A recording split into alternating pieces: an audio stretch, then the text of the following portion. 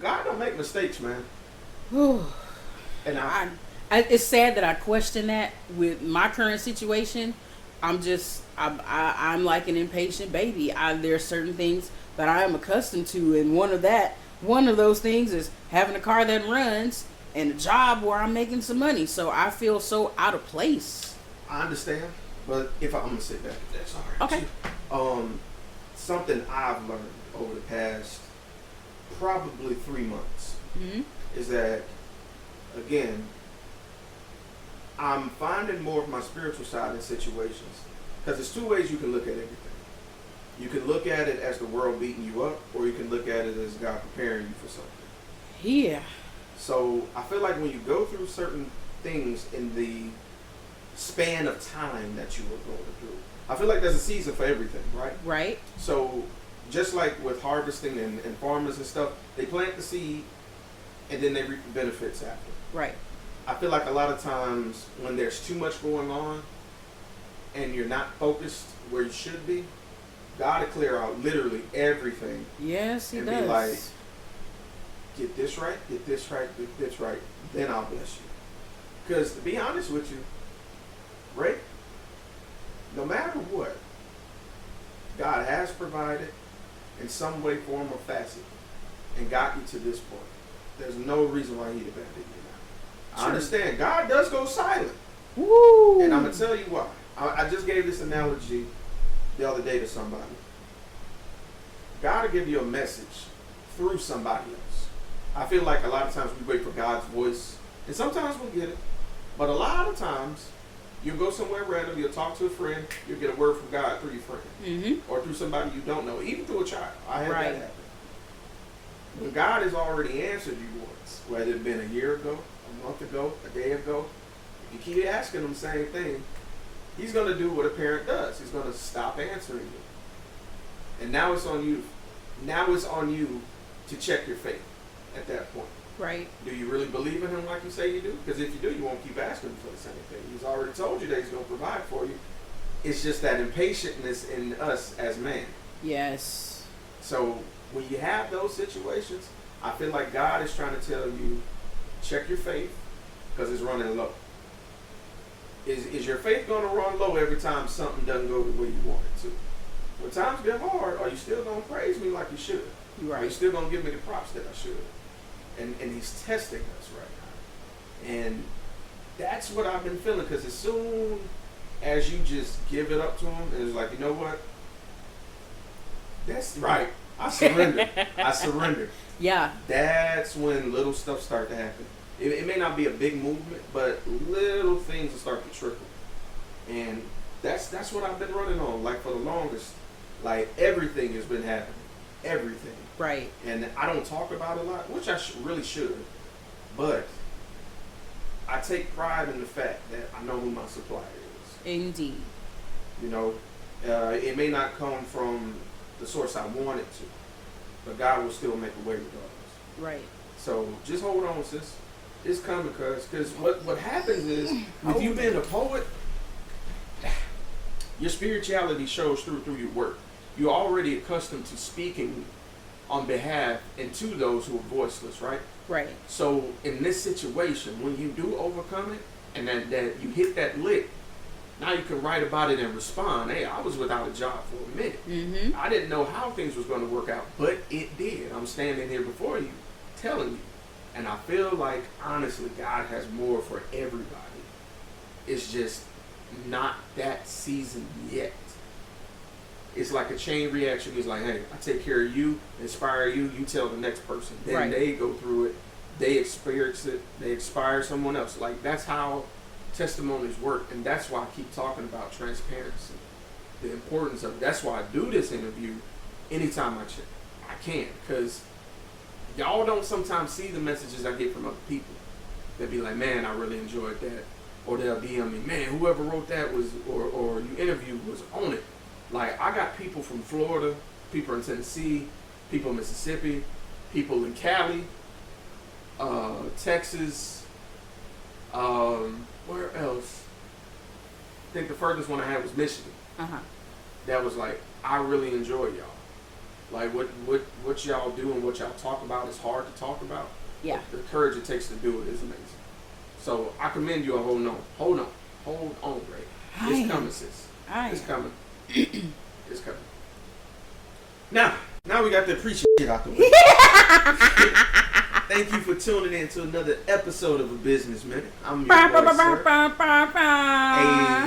Hey, I need one of them voices. I know, right?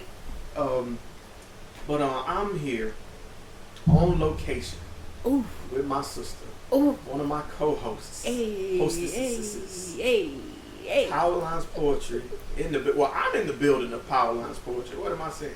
Hey. ReyDub, the motherfucking life changer. I want to bleep that out on one of them, but I had to do that for you. How you doing, sweetheart? I am wonderful. How are you? I'm great. Thank you for inviting me here. Thank I you know for we had coming to out. reschedule a couple times. Hey, shit happens. I hate to say it like that, but that is quite factual. Very much so. Very much so. So, Ray, we're going to kick this thing off. Okay. To those of you who don't know who Ray is, Ray, could you tell everyone what it is that you do? Okay. Where do I start? All right. First of all, I am, as my lovely co-host Sirr mentioned, I am a member of the 2020 podcast gang. Gang. Yes. Hey, I am your girl, lady. I try my best to bring forth content with regards to spoken word. Things have been kind of rough lately, so I have not been putting out as much content as I would like to, but every once in a while, when the mood hits me, there are certain topics that I want to speak about just for a minute. Actually, I recorded one today. Check my page. Hey. I did record something today about something that I saw on TV with regards to being good co-parents, and something that kind of ticked me off. Okay. But first and foremost, I suppose that I am one of 8 members of Power Lines Poetry. Hey. My stage name is ReyDub, the Life Changer, and I'm quite certain sometime during this interview we will break down exactly what it means. Hey, I'm with it. All right. So, Ray, how long have you been doing poetry, sweetie?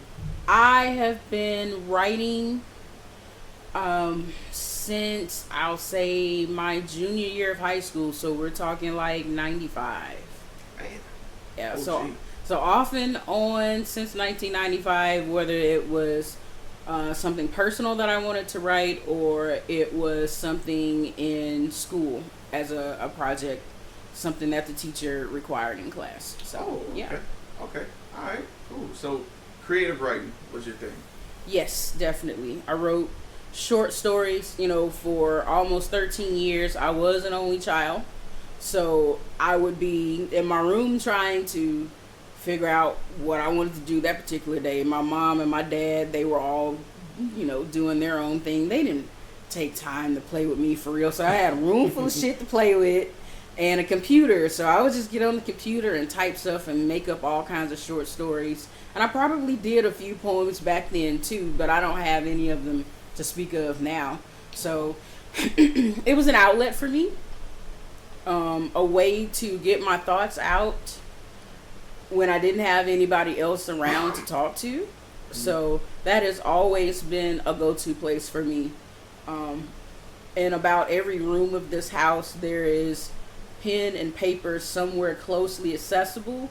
Even if I have to pull a sheet of paper out of my printer over there at the computer to just jot down anything, I've kind of gotten a little more advanced, and I use a voice note on my phone to record anything that I'm thinking of. That way I don't lose it, because my brain will just go off somewhere and I'll forget that particular line or two, or possibly beginning of a new poem, and I'm like, shit, I forgot it.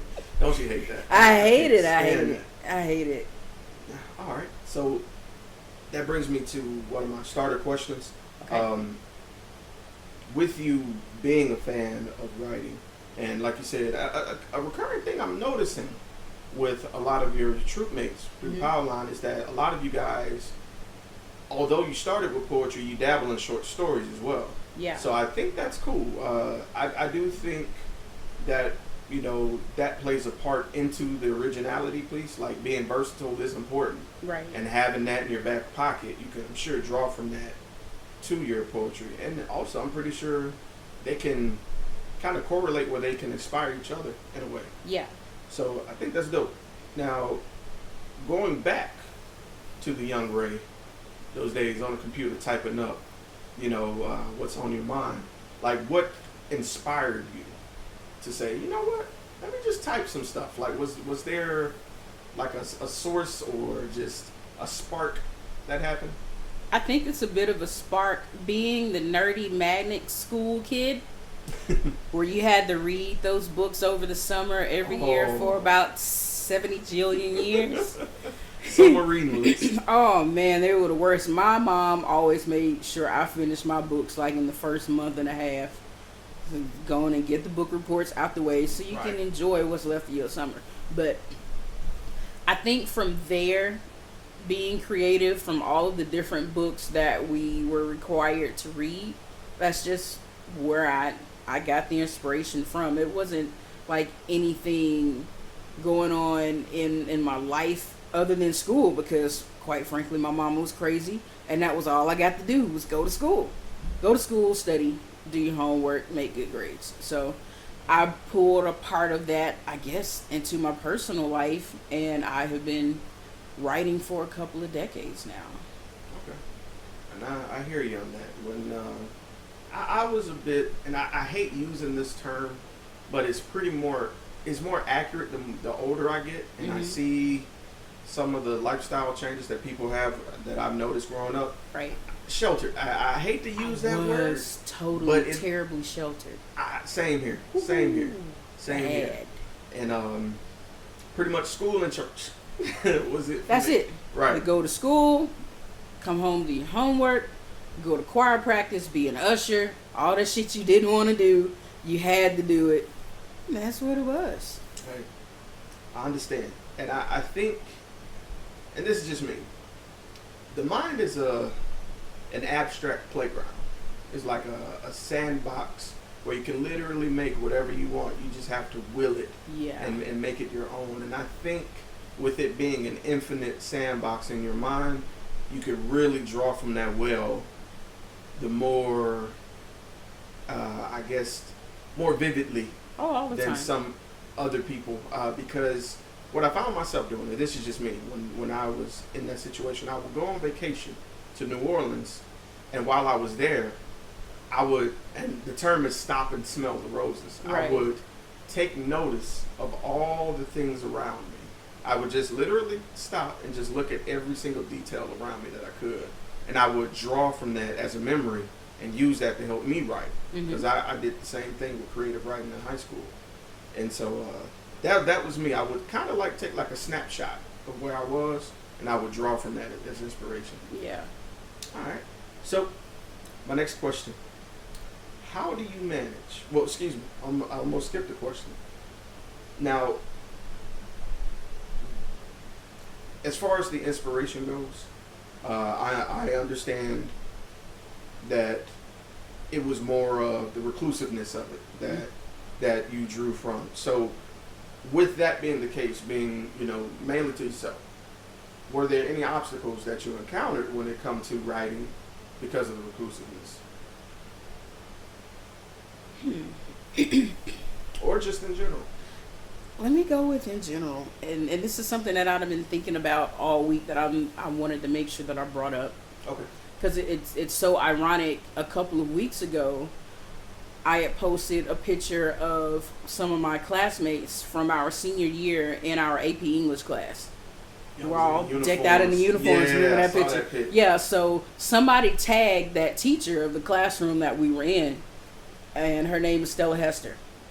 Let's go ahead and say that, Stella. So we had this project called the Big Kahuna that everybody was always so crazy about. I don't know why she called it the Big Kahuna. She would decorate the room with Hawaii type tiki party stuff, and you had to put all of these things together and get a good grade on it. But there was a poetry contest that was held by the school system every year. And they gave, first place to elementary, middle, and high school students or whatnot. So I decided to write a poem. The topic was "We Are the Future." I wrote a poem. I went over it. I proofread. I made sure all of my subject and verb agreements were right. And I submitted it to my teacher. And she looks over everything and she comes back with all of her, critiques. And she says, I need you to change this, this, and that. I don't like the way this flows. And I think it would be better for this competition if you do this and that. And just take it home with you over the weekend and bring it back on Monday with the corrections. So I came home whole weekend long looking at what I wrote versus what she wanted me to change it to. And I was about to make the changes, and I said to myself, you know what? I'm pretty content with where this poem is, right where it is. So I just printed out a whole nother copy because she had written all over my shit. I took it back to school on Monday, and I explained to her that I didn't think those changes were necessary, that this was my work, and I wanted to present it as is. Long story short, guess who won first place in the whole county? She did. Hey. I won. And I always thought, would I have won if I had made the changes that she wanted me to make? Guess they'll never know. We'll never know, because damn it, I won. And so it's so ironic. Somebody tagged her in that picture, and she asked what everybody was doing. And I stick my chest out and start to type. I was like, hey, I'm in a poetry group now. It was hilarious. It was like, the sweetest revenge, right, if I were to use that word. But yeah, there are people who will tell you, I don't like the way you wrote this, or I don't like the way that you saved that, and I think you should make this change right here to fit their box. And that was one of the main things that I dealt with when it comes to writing and speaking my truth or my interpretation, which to me, creative writing is what you want. Right. Not necessarily the changes that somebody else wants you to make to me. You shouldn't use these words. You shouldn't have it sectioned off like this. And then you have to realize, hey, this is my work. And it kind of hurt my feelings. I'm jumping back and forth. They had this banquet dinner. Okay. And they had all of the people from the school board there and camera crews and all of this. And everybody else's teachers were there except her. She decided not to come. And here I am, the only chocolate drop in the room, might I add. And I'm reading my poem, and everybody else is standing around congratulating me and thanking me and asking me where my teacher was. And I was like, I don't think she was feeling too well. But needless to say, I love Miss Hester. I really do. It's just at that moment, I felt like I needed to stand up for myself and let my work speak for me. I respect that. I think she did too, in a way. Yeah. Because at some point, you have to follow your heart, and when you do that, you're unapologetic. Right. There's nothing wrong with that. Not a thing. I feel that. That resonated with me. All right. So my next question, is a little bit different. So this one is about time management, and this is a question that I often say I still haven't figured out. So with poetry and being a part of Power Lines, and heck, even being part of 2020. How do you manage to balance, like, between doing that type of work and your personal life? Quite honestly, it is a part of my personal life.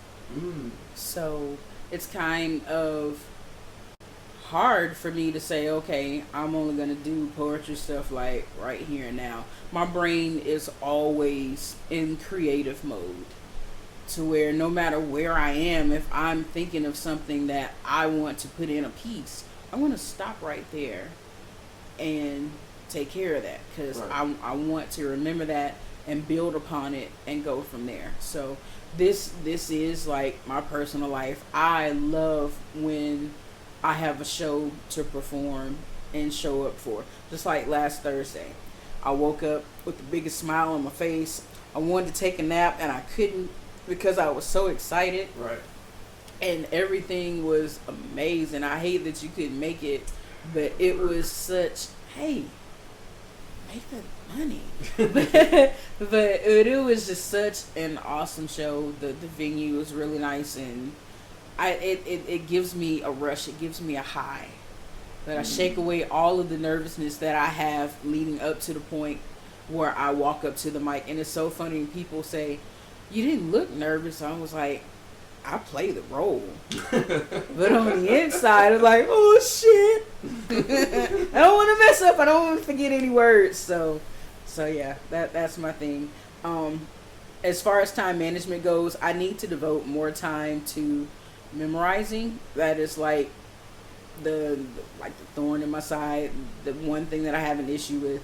And going back to my open mic days back in 2016, I wasn't memorizing anything. I either had my phone or I had a piece of paper, and I never took the initiative at that point to start memorizing.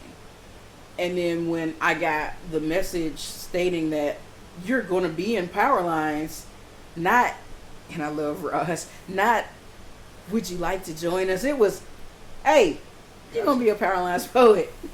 And I said to myself, I don't think I'm ready, because I do not have anything memorized. And I look at Roz, and I look at Eternity, look at Hayes, I look at Cara, and they're so elegant in their delivery, and their poems are, 2 and 3 minutes long, and they're on point. They got everything covered. And look at me. You try to take my picture at open mic, I'm looking down at a damn sheet of paper. I was like, when and how can I possibly get to that point? And I'll be honest with you. A couple of weeks before our reveal show last year, I said to them, I think y'all made a mistake. I'm not ready for this. I don't memorize anything. And I think maybe you should just give me some more time. Maybe there's somebody else you should select for this group, because it just I'm not feeling that I'm even anywhere near y'all's level, and I should just stay on open mic. I got cussed out. Okay. Rightfully so, if I may say so. You shut up. I got chewed out. And I know it was all out of love. Right. And here I am now, a year later, doing my best to keep putting out more content and setting up my memorization techniques, which after I finish writing a poem, I will record it on a voice note. I'll print out a copy of it, and I will read along with the poem while I listen to it. Okay. So I hear it twice, and I see it in front of me, and I've got a photographic memory. So sometimes when I am performing, if you see me doing my hands like this, it's because I see the words in front of me. Wow. It's kind of weird, but I've always had that photographic memory, and it comes from road trips and vacations with my mom telling me to read every sign we see when we pass by it. And I still do that internally to this day. We're talking 7 or 8 years old doing this, and things just stand out. I can literally see it in front of me. So that is my technique for memorization. It's just the point of me sitting down long enough to do it.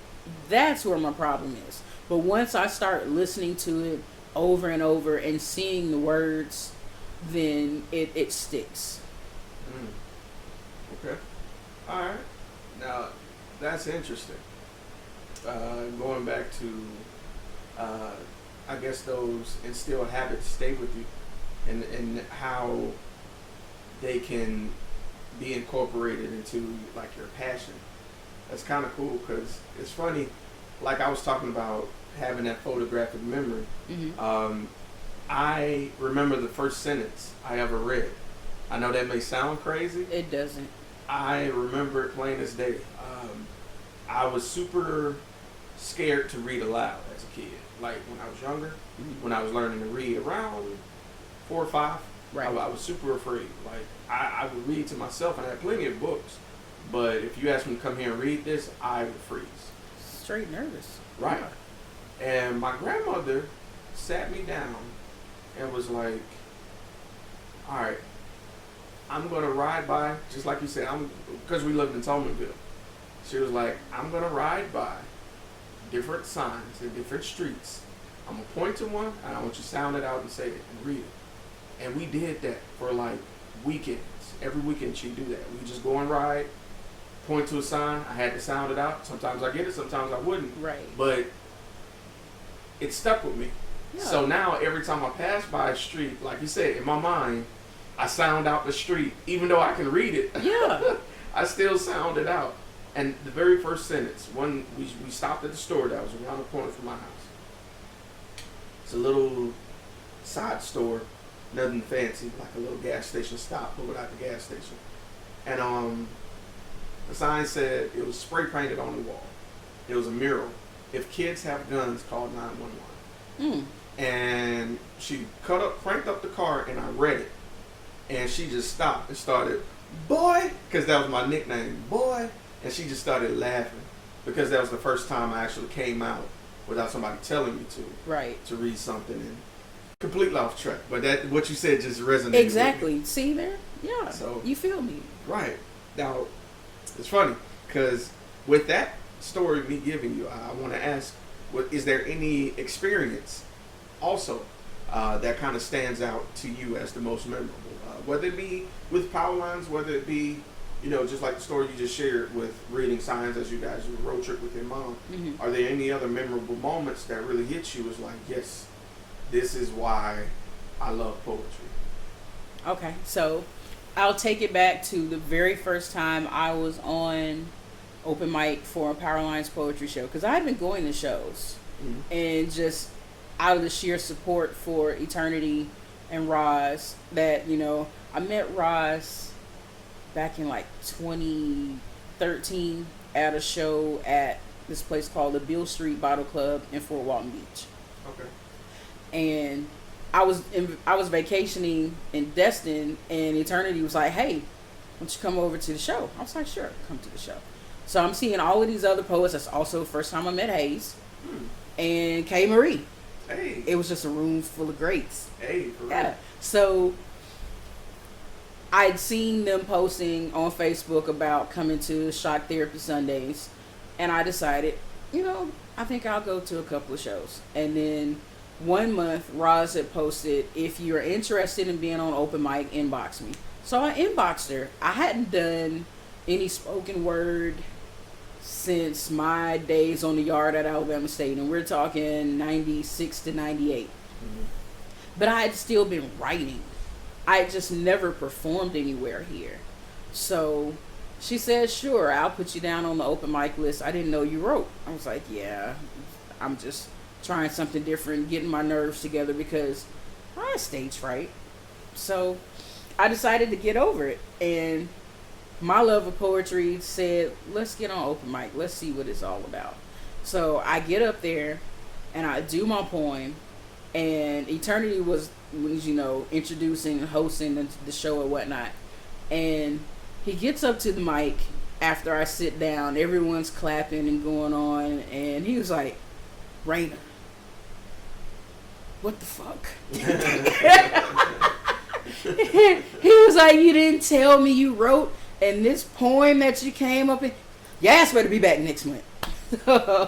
So from then on, I would go to each show and get on the open mic list. And then that's where I met Mr. I'm Just Being Honest. Oh, Delonte. So it was strange to see Eternity on the mic saying next up on the open mic list, and then this is a dope ass name, Mr. I'm Just Being Honest. And I'm like, who is this nigga? Like, for real? That's your whole stage name? It kind of made me think about a pimp named Slickback. You got to say the whole thing. Right. Mr. Yeah, I'm Just Being Honest. So he comes out, he's got on the hat and long sleeve shirt and the jeans and the shades. I'm like, so we can't see your eyeballs and nothing. And it was just strange the way that we both only saw each other when it was open mic night. And to be asked at the same time to become members, both of us were like, we just cool with doing open mic. And honestly, I was. If she had never asked me to become a member of Power Lines Poetry, I would still be on open mics right now to this day with no problem. I never saw myself doing any higher than what I was doing on the open mic list, because I was cool with that. So it's still so surreal setting in, doing shows, and when we finish, people are just coming up out of nowhere to say, hey, I really like this poem. Can I take a picture with you? What's your name on Facebook? I always get this influx of friend requests between Instagram and Facebook days after shows. And then Alabama.com being at one of the last shows we did, somebody screenshot me my picture on the website I had no idea about. Right, I see. And man, what? I'm like, these just words. I just get on stage when Ross tell me to, and I just say a poem, and I go sit down, and here I am, immortalized on this news website. So, man, every day that I think about it, it's so unreal. It is. I think it's important to notice that part of the reason you belong to Power Lines is because of how humble you are. I try. And humbleness, I guess, bold enough to tell your story, but humble enough to still see that I can still grow, though. Yeah. That is important. And that's why I think you belong. I think something I keep saying to every member of Power Lines who I meet, and I still have like 3 or 4 more to go. Yeah, that's a whole bunch of us, you know? Is that all of you, as capable as y'all are still amazed at the capacity that you guys have made. Like, that's important, you know, because you guys are award winning. Like, literally. Oh my God. And I know that's still hard to believe because I spoke with Roz, and when I saw that she won at the PCS. Exactly. Oh my God. Whoever reported that reaction, I appreciate that. Because yeah, she was right on point with it, and I'll tell you a secret. The chick who recorded and I both knew that she'd already won, but we had to sit on it. Because, you know, at the time, I was in Port City Second Liners and on the PCS Honors Committee. So we had a run of show for each award that was being given, and they had in a red line who won. And I didn't mean to see it. It just happened. I was just flipping through to see how the show was going. You know, me being a performer on the show, and then to see that she had won, I was like, crap, can't see it. So the person who recorded knew as well, so that was why she recorded it. But it was the perfect caption. I told you, God don't make mistakes. Man, I just told you not. He be wilding out, you know. Man, God. You know the thing? I'm totally off subject. I think God is a comedian, but I'm gonna come back to that. I'm gonna come back to that off recording. Yeah, I ain't trying to make nobody mad. But, so, with that question and having those memorable moments and reliving those moments where they ask you to be a part of something greater, y'all are like the Avengers of poetry. But you know what? It's so funny you say that. My poetry friend in South Carolina said y'all look like the Justice League. I love Hilarious. it. I'm here for all nerd references. All of them. So, on the flip side of that, because for every high there's a low, and every mountain has a valley. Yeah. So, other than, the moments where you felt like, it didn't feel worthy, Right.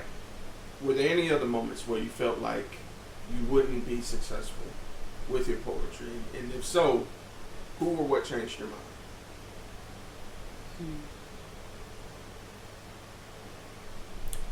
I don't know. I guess because it's always been such a love of mine. A lot of my poetry would be inspired by lows in my personal life. Okay. And it would be some difficult days to actually focus on that particular piece to the end. Mm-hmm. And I can't say there were some times where I decided, I'm not going to do poetry anymore. But I used to work a job that required at least 85% travel through the year. Ooh. And I was just always all over the place, and I never really had any personal time for myself. So my writing fell off between 2010 and 2015. Fell totally off because I was always in somebody's airport, somewhere in the air, in a cab, on a bus, anywhere. And it was something about picking that pen back up after I was no longer with that particular company, and the inspiration started to come back. It was like a part of me was reborn. Not only did I start back with writing and poetry and eventually making the decision to want to become a performer, I also got back into singing. That was something that I missed because our travel days were on Sunday. Oh, man. So I would go to rehearsal for the sheer camaraderie of being with my choir members, but they knew that I wasn't going to be there to sing on any given Sunday because most of the times I would either already be out or traveling out early that morning, 5:30, 6 o'clock flights. So I'm glad that I was able to pick that back up. It's sad that a job had to be removed. See how God works. The job had to be removed. Yeah. In order to get back to me and the things that I love and enjoy to do as far as expressing myself, whether it's in song or in words. Yeah, just like we were saying, man, when you're in a position where you have to decide with man or God will let you make that decision a few times, and then he'll shut a door. Right. He'll shut a door. He shut quite a few doors, and I'm trying to figure out if he's going to pry open a window for me or something's coming. See, that's the thing. When you're in that position where you're wondering where the next one comes from, you have to think outside the box. It may be a whole new building. It may be a whole new venue. Yeah. It could be a change that you can't even fathom, because a creative mind, I'm not even going to say a creative mind. God is the creative mind. True. So he can make ways that you won't see coming from far. So, like I was telling you earlier, sis, just hold on. Indeed. All right? So now, my next question, I call this the long term. So, where would you like to see yourself in poetry in the next 1 year, 3 years, and then 10 years? Within the next year, I really want to be on top of my memorization game. Okay. And focus game. I think my problem more is with focus than it is with memorizing, because once I get myself to allot the time to memorize in in a week, I've got it down, and I'm walking around the house rehearsing it. It's so strange. This time last year, when I was trying to remember a piece, I was baking a cake, and I put the poem right next to the paper for baking the cake. And if you go in my kitchen right now, you'll see on the cabinet, on the shelf, the cake recipe here and the poem here. I've never taken it down. One, because I like making that margarita cake. Hey, you know about that cake. I know that cake. Yes.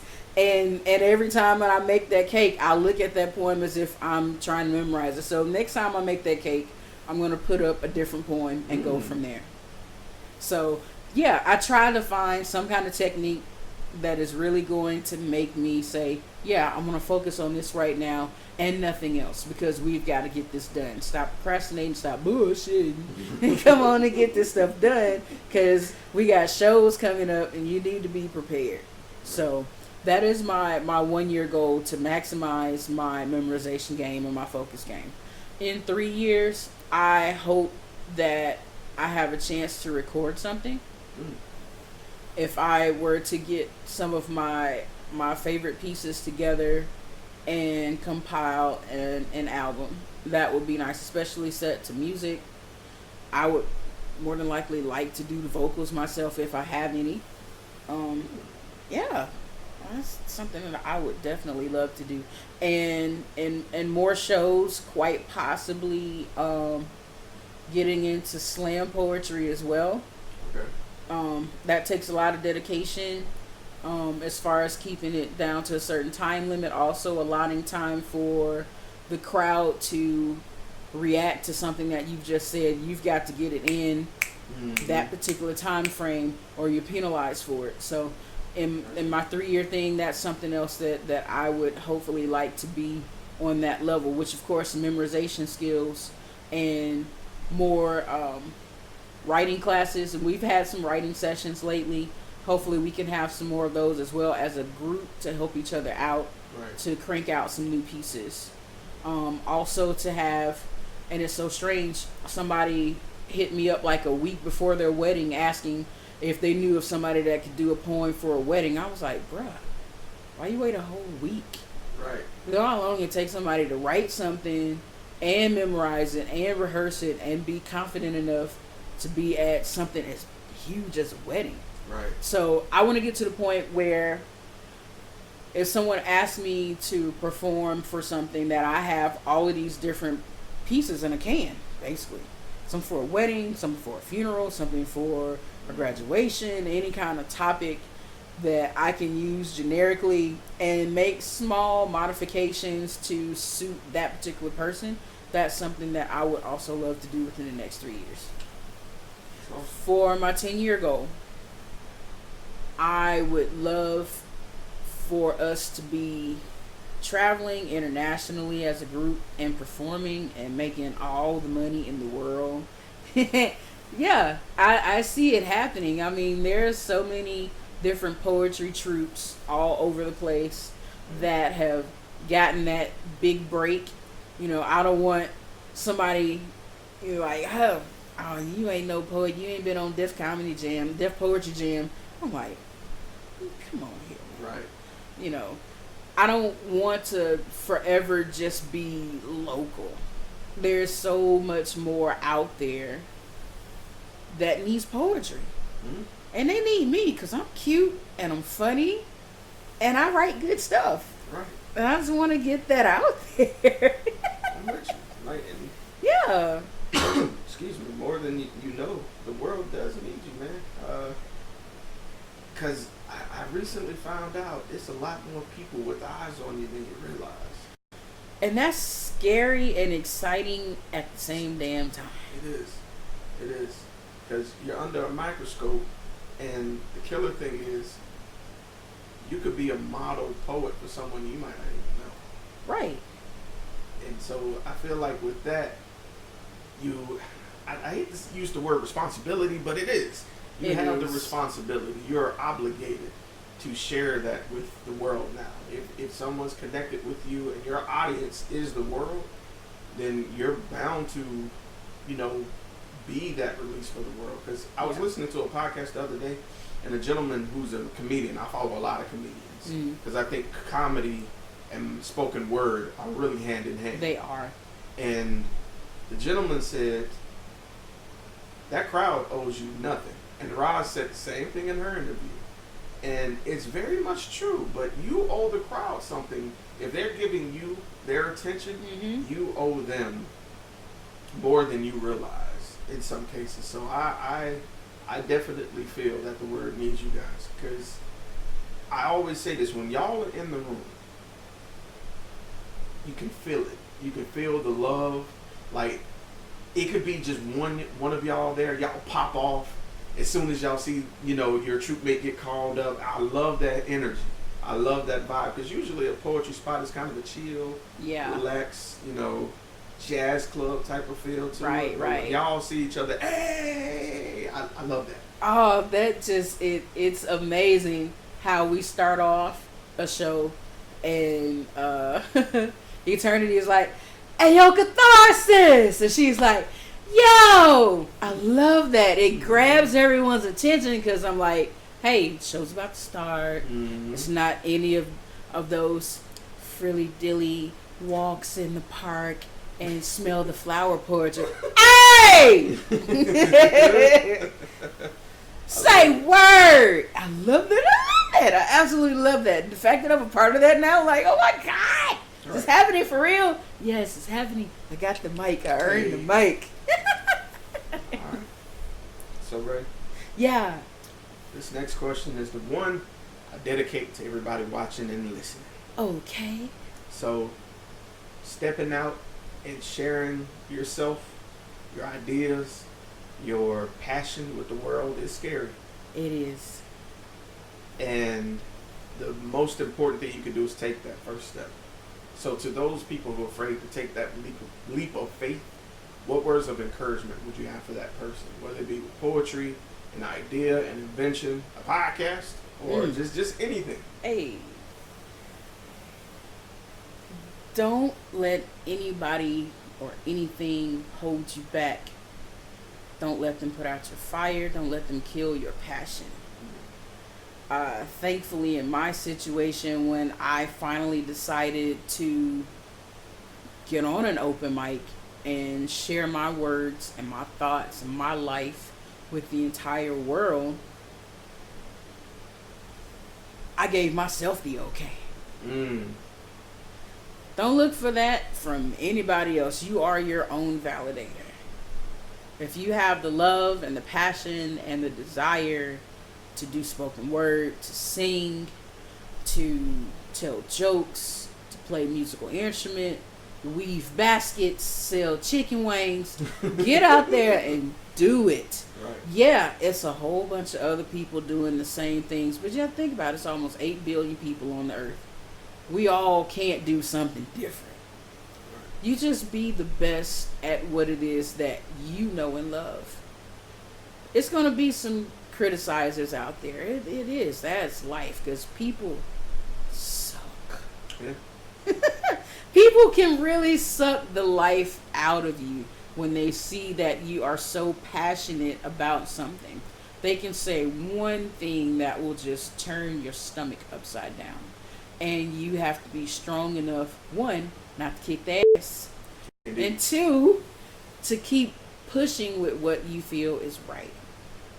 If it hadn't been for this little uniform girl in the 12th grade standing up to her teacher, where would she be now? Damn good point, Ray. Right? Yeah. If anybody wanted to get in contact with you, whether it be about poetry, whether it be about... Honestly, they just want to get in touch with you and see how awesome you are. Because I know, but they need to know.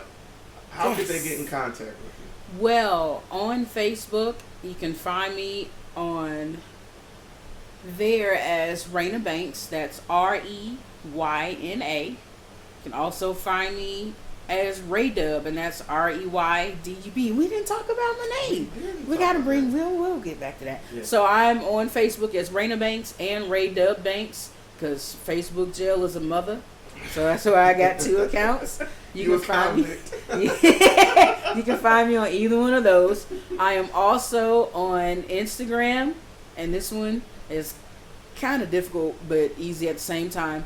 It is my stage name, ReyDub the Life Changer. That's THA. ReyDub the Life Changer. In the middle of 19 and 78. So 19, ReyDub the Life Changer. 78, because 78 is a wonderful year. Hey. That's when I blessed my mom and my daddy. Hey. That's what I'm talking about. You can also find me on YouTube, and I do believe, yes, I do have a SoundCloud page. I have not been posting a lot of content lately.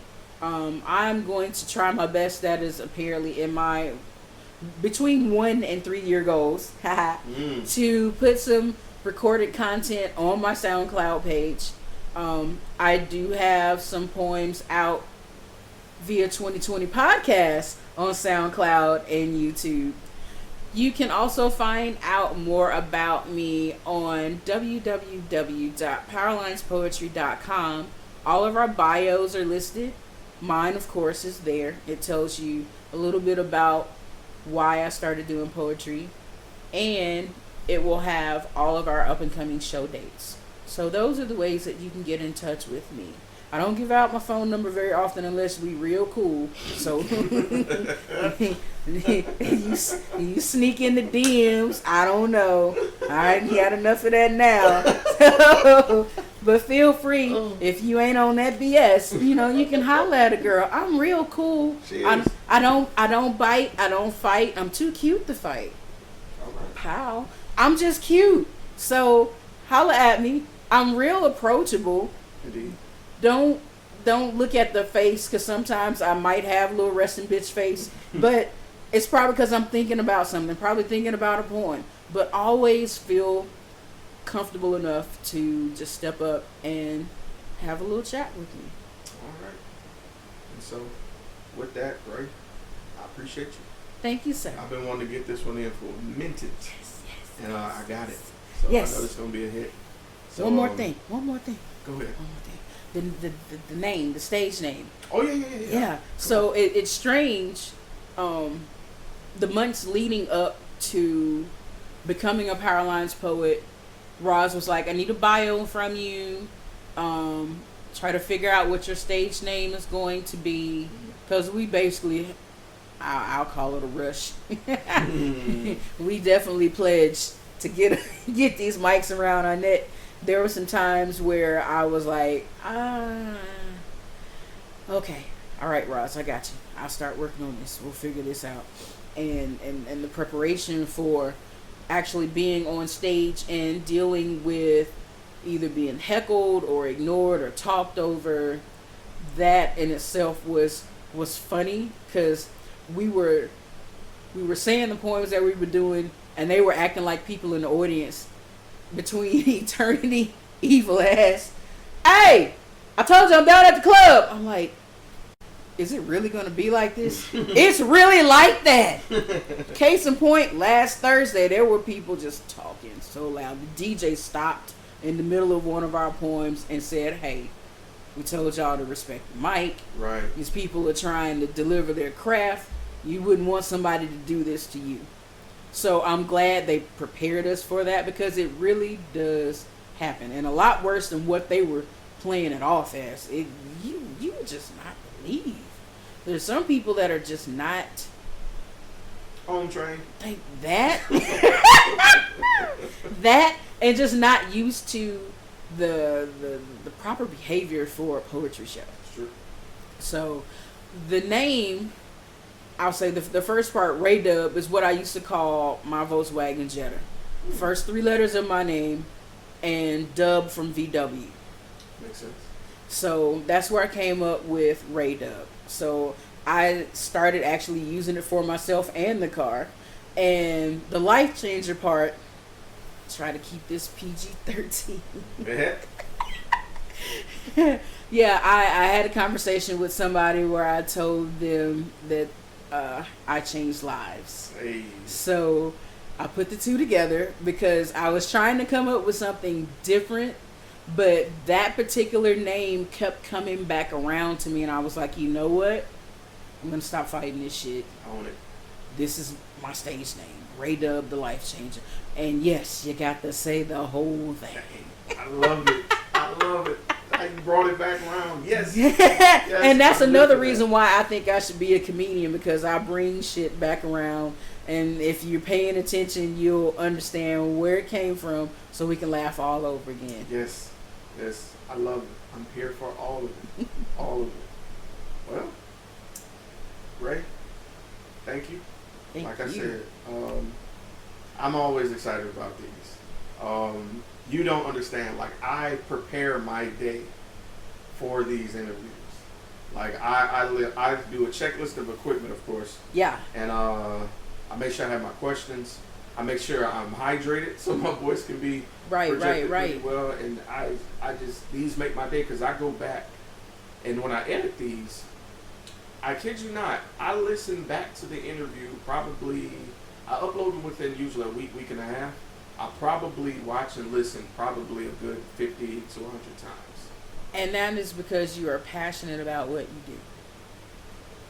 If you didn't care so much, you would just throw any old piece of shit out and be like, 2020 podcast, watch it, yeet, and be done. But no, you love this. This is your baby. It is. And I am so thankful for you, not only for creating this platform, but asking little old me to be a part of it too. That speaks volumes. It's just, last year was an amazing year to be asked to join stuff, and I absolutely loved it. Right. I remember when we met, and just the when we was at the Sirr title. Yeah. And just sitting down, because I'm like, oh man, I hope the chemistry's on point. And Ray, you came in now as R-rated as you are. And I was like, I love this girl. And I appreciate you guys more than you know for letting me do this, because without interviewing you guys, I don't feel that play on words catharsis that I feel. True. And I appreciate you all. In any facet I could do this, I'm always happy to do so, because I think you guys are amazing. You guys are the superheroes of Mobile. All of you. Because you guys validate me and make me feel like just being normal sucks. It does. Why not do I something tried great? for like 3.5 minutes. Right. That shit was dead. Whack. Whack being normal. Ooh, man, I can't. So with that, I'm gonna stop this here. Thank you again, Ray. Thank you. To those of you listening, all the links and her information will be in the description box. If you're on YouTube, just drop down. It's right below her. And knowing me, I probably did a graphic already of all the information on the interview. Right. And that's it, man. I appreciate y'all. It's been 2020, and I'm going home. That's it, Ray. You did great, Ray. Thank you. Man, I've been waiting for this one. I've been waiting.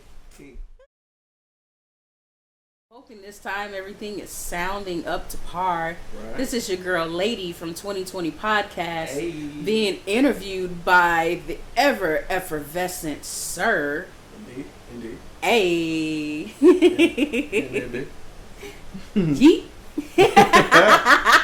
Man, you know what? I'm waiting for someone to watch these videos. They're not going to catch it. I'm not even going to say. I'm just waiting on somebody to slide in my DM and be like, hey,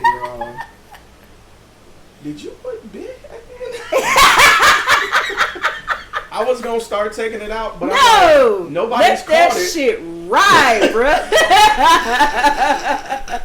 Let it ride. I love it. I look forward to seeing it. And when the day you take it out, I'm gonna be like, hey, right, come on, bro, put it back. Man, who said something?